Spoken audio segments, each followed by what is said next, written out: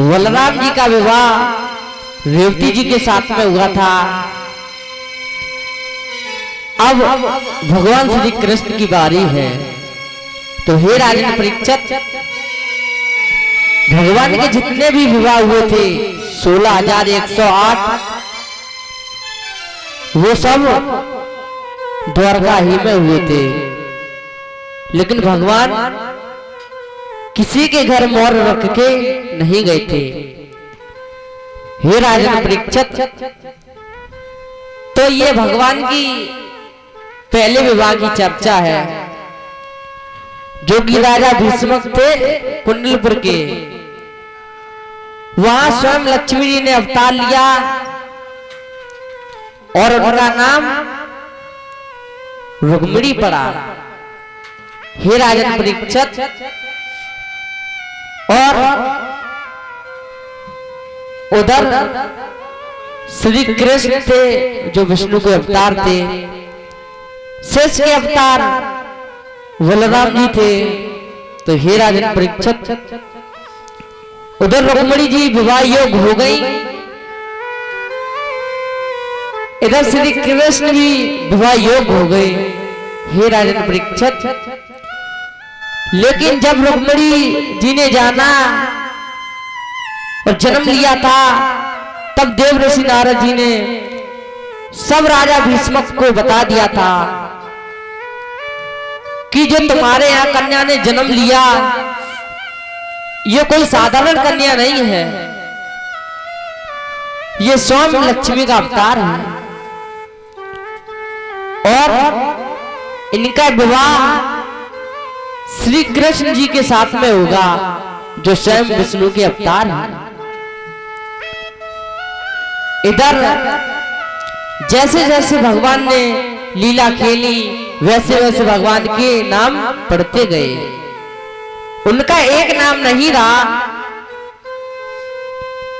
उधर रुक्मिणी जी सयानी होती गई, तो वो भगवान श्री कृष्ण को अपने मन से अपना पति मान चुकी थी, क्योंकि उनका जन्म जन्म का साथ था, एक जन्म की बात हो रही नहीं थी। हे राजन परीक्षित, तो जब रुक्मिणी जी के विवाह की योग हुई, तो राजा भीष्मक ने अपने परिवार वालों को इकट्ठा किया, सबसे सलाह सुमत ली। तो ये जब बात आई रुक्मिणी जी की विवाह की, तो वह श्री कृष्ण जी के साथ में आई। बोलिए कृष्ण भगवान की जय। इधर सबका मन बहुत खुश हुआ, लेकिन रुक्मिणी जी का जो बड़ा भाई था, जिसका नाम था रुकुम, वह खुश नहीं हुआ। हे राजन परीक्षित, वह क्रोधित हो गए और इधर क्योंकि ये कृष्ण से दुश्मनी मानते थे, भगवान को अपने बराबर नहीं समझते थे, उन्हें अपने से नीचा समझते थे। तो आज रुकुम ने सबसे कह दिया कि मेरी बहन का विवाह वहां होगा जाए, मैं चाहूंगा। तो इधर उनके पिता ने समझाया। आज रुकुम कह रहा कि अरे मैं अपनी बहन का विवाह वहां नहीं करूंगा, क्योंकि वह चोर है, गमार है, छलिया है, काला कलूटा है। और क्या बोले कि ग्वार गमार कहा वो जाने,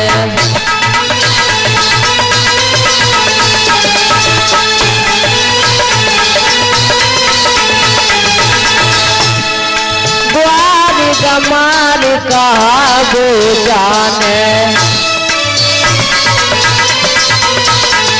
और छलिया चोर कहीं नहीं माने।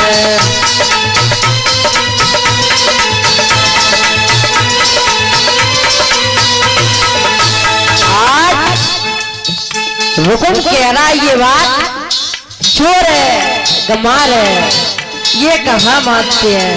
और एक ने जनो एक ने पालो,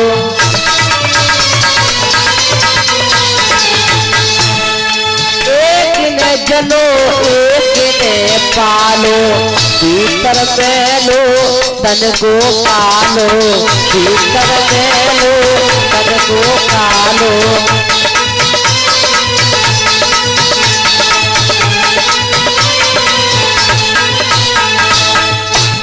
एक ने जनो है और एक ने पालो, भीतर मैलो है और तन को कालो है। या के साथ में मैं अपनी बहन का विवाह नहीं करूंगा। तभी उन्होंने कहा कि अब द्वारकाधीश हो गया तो क्या हुआ, अभी भी मेरे बराबर का वो नहीं है। तब आज हुक्म से राजा भीष्मक ने कहा कि अरे बेटा,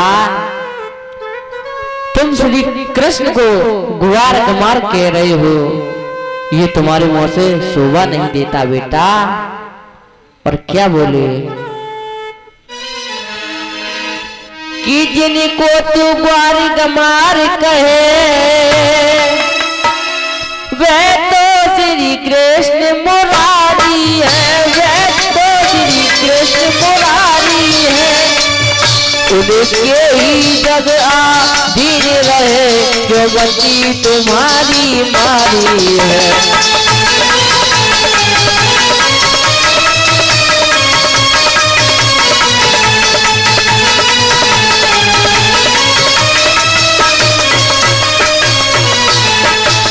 और राजा भीष्मक ने कहा कि अरे बेटा, बेटी का टीका भेज दिया, वरे गयो समझ में आई है, वरे गयो समझ में आई है। रुक मिल के दूसरी जगह बरू तो होगी लोग हमारी है।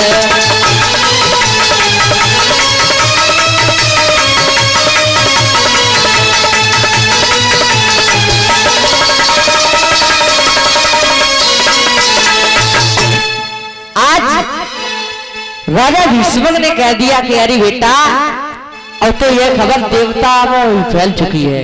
यदि बेटा मैं रुक्मिणी का विवाह कहीं दूसरी जगह करूं तो बेटा मैं कहीं मुंह दिखाने लायक नहीं रहूंगा।